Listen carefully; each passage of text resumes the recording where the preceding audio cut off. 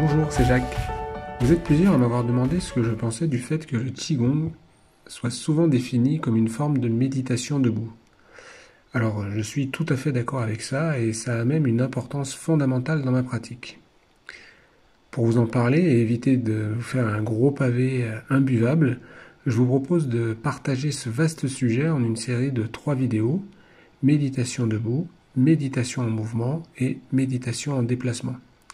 Et vous verrez qu'en parlant de la même chose, ces 3 distinctions peuvent avoir leur importance dans la pratique.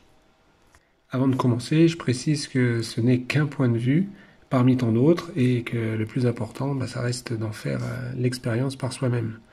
Il y a tellement de formes de Qigong et de méditation différentes que vous trouverez forcément d'autres personnes avec des avis différents. Et bon, encore une fois, prenez ce qui fait écho pour vous, faites votre expérience personnelle et voyez comment ça vous fait évoluer dans votre propre pratique et dans votre vie en général. Alors maintenant que je vous ai dit qu'il y avait plusieurs formes différentes, je vais vous parler de celles qui vont nous occuper dans cette vidéo. Il y a la méditation de pleine présence, inspirée par le professeur Danny Bois, à laquelle j'ai été initié en 2010 lors de ma formation en somato-psychopédagogie.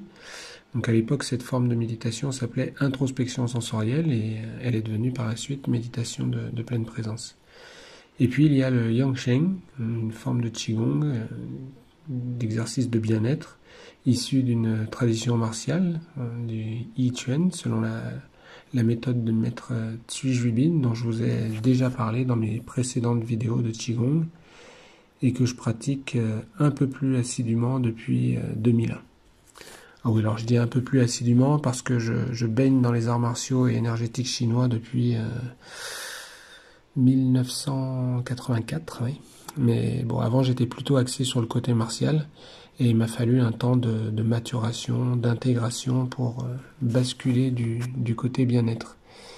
Et il y a un livre, entre autres, qui m'a bien aidé à cette bascule. Il s'agit de La Voie de l'énergie de maître Lam Kam Chuen, et en particulier une phrase qui a piqué ma curiosité. Elle est tirée de l'ancien classique taoïste, le Tao Te Ching de Lao Tzu. En se tenant seul et immuable, on peut observer chaque mystère. Présent à chaque instant et continuant sans cesse, voilà l'accès à d'indescriptibles merveilles.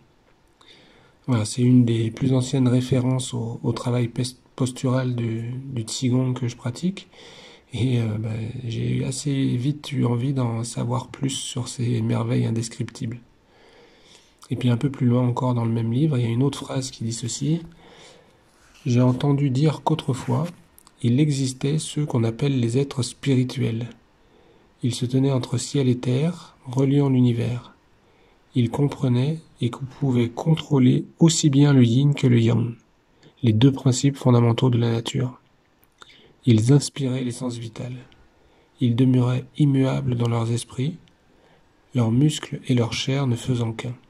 C'est là le Tao, la voie que vous recherchez. » Ouais, quand j'ai démarré la pratique des arts martiaux, c'est cette image que j'avais lorsque j'imaginais le maître de Kung Fu. Ce vieux sage d'un âge respectable avec sa barbe blanche, d'une sérénité à toute épreuve, prodiguant ses conseils éclairés à son disciple avec un mélange à la fois d'autorité et de tendresse. Et c'est encore cette image qui m'amène à intégrer davantage la dimension méditative dans ma pratique de Qigong. Et je remarque que je m'accorde de plus en plus facilement ce temps de pratique et que les bienfaits se font sentir de manière à la fois plus fine et plus intense dans de nombreux domaines.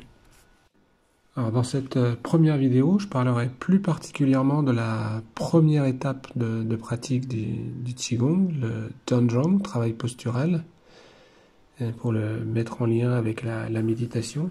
Parce que dans ces deux pratiques, que ce soit le Qigong ou la méditation, on s'accorde un temps pour se poser, pour adopter une posture particulière et une attitude d'observation par nos différents sens, dans un relâchement qui est à la fois apaisant et vivifiant. Car dans ce temps que l'on s'accorde, il permet à la fois d'apprendre à nous relier à cette force qui anime toutes les formes du vivant, qui est bienfaisante, apaisante, et aussi de prendre du recul, une forme de surplomb afin de mieux comprendre et de s'adapter aux différentes situations auxquelles on est confronté. Donc ça, c'est son côté vivifiant. Alors pour faire les liens entre ces deux activités, je vais encore avoir recours au chiffre 5, hein, que j'aime bien, au travers des caractéristiques générales de cette force à laquelle on se relie, pour dire qu'elle est, dans un premier temps, elle est autonome, c'est-à-dire indépendante de notre volonté, hein, que ce soit en Qigong ou en méditation. On se pose, on ouvre nos sens pour l'observer le plus finement possible, mais on ne sait pas quand, ni sous quelle forme, ni à quel endroit du corps on va la sentir. C'est un peu comme une surprise à chaque fois. Ensuite, on peut dire qu'elle est bienveillante. À son contact, on sent une douce chaleur nous inonder, un peu comme un baume qui apaiserait nos tensions, qui nous envelopperait de douceur, de confort. Et d'ailleurs, c'est, je pense, une des raisons pour lesquelles on voit parfois un léger sourire sur le visage des pratiquants de méditation ou de Qigong. Et pour ma part, c'est à ce moment que je sais profondément que le lien avec cette force est établi. On peut dire qu'elle est aussi rayonnante. Avec la pratique, on s'aperçoit que les bienfaits ne sont pas simplement limités aux frontières de notre corps, mais qu'ils rayonnent aussi vers notre entourage. Elle est vivifiante, l'endroit de son apparition, la forme qu'elle prend, les sensations qu'elle procure, il n'y a rien qui est anodin dans tout ça.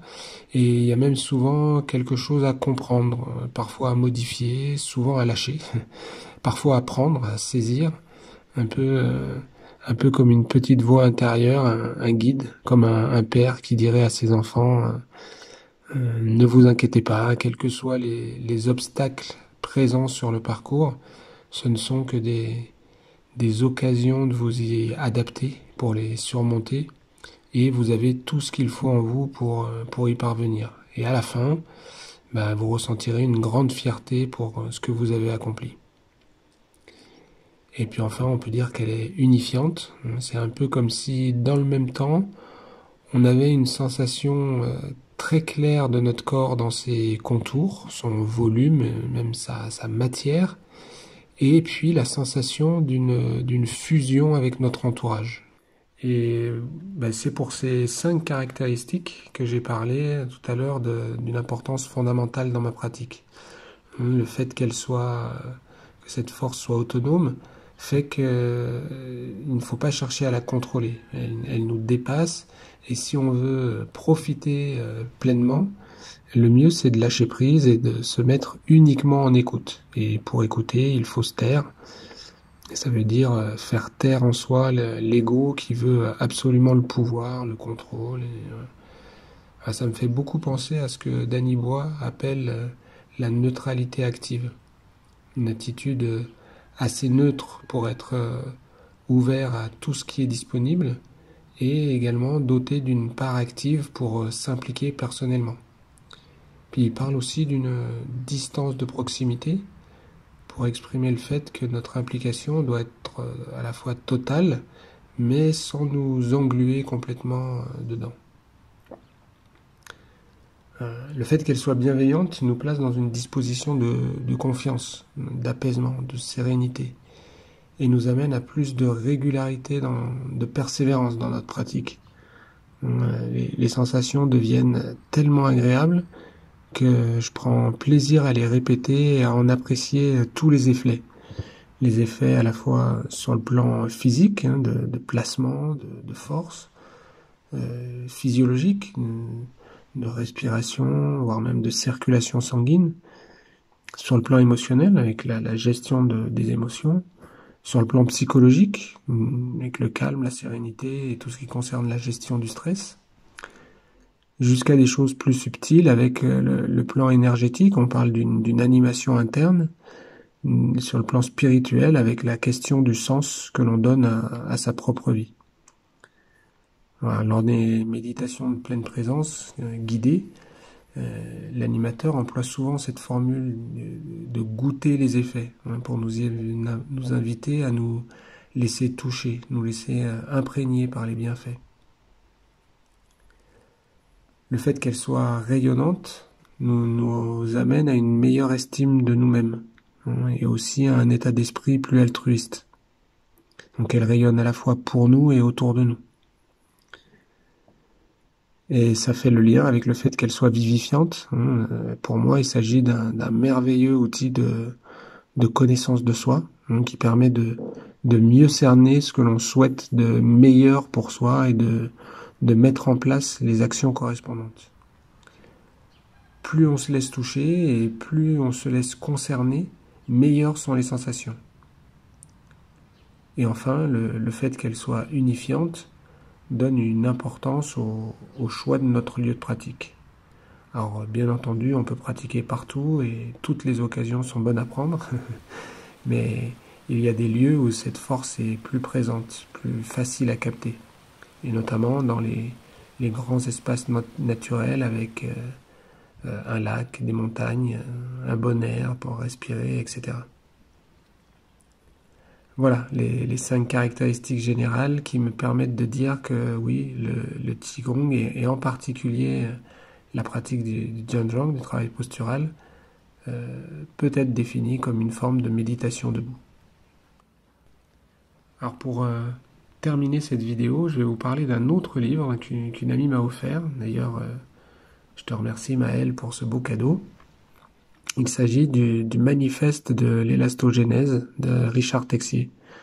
Alors, ce livre ne parle ni du Qigong ni de méditation, mais la caractérisation que fait l'auteur de cette force, cet élan, souffle, mouvement interne qui anime le vivant, eh ben, elle est très proche de ce que je ressens dans ma pratique. Alors, dès le départ, il pose une question en forme de décor, hein, en disant quel est cet espace qui nous entoure ?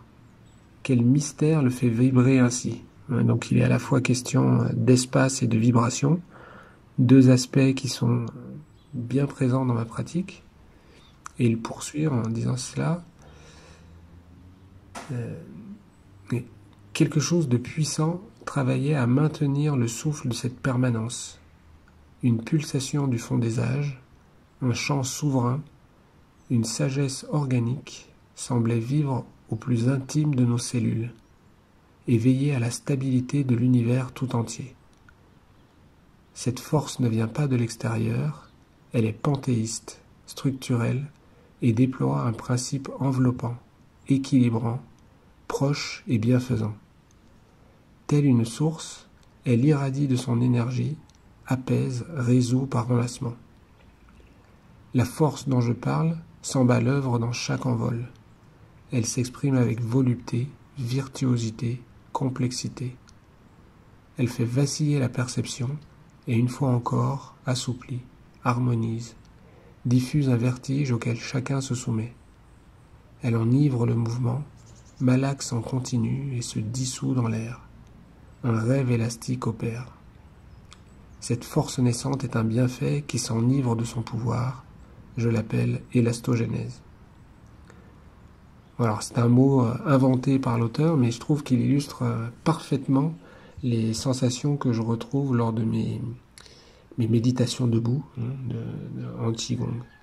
C'est-à-dire installé confortablement en posture d'écoute debout, je me mets au diapason de cette force, je la laisse vibrer à l'intérieur, et elle est à la fois vibration et matière élastique. Elle m'enveloppe, me relie de l'intérieur, de la surface jusqu'à la profondeur, et également avec les choses qui m'entourent. Elle me ressource et parfois elle me donne des clés pour résoudre des problématiques personnelles. Voilà, le premier partage sur la forme de méditation debout du Qigong, le travail postural appelé Jianzhong. Et à travers ce temps de pause, pour se relier à cette force élastique et aussi pour faire un autre lien entre Qigong et méditation, je dirais que ces 2 activités me mettent dans le même état de gratitude, voire même d'amour de la vie. Et c'est ce qu'on verra aussi dans la prochaine vidéo, où j'aborderai un autre aspect de la pratique de méditation avec la méditation en mouvement. Voilà. En attendant, je vous souhaite de bons moments de pratique et je vous dis à très bientôt.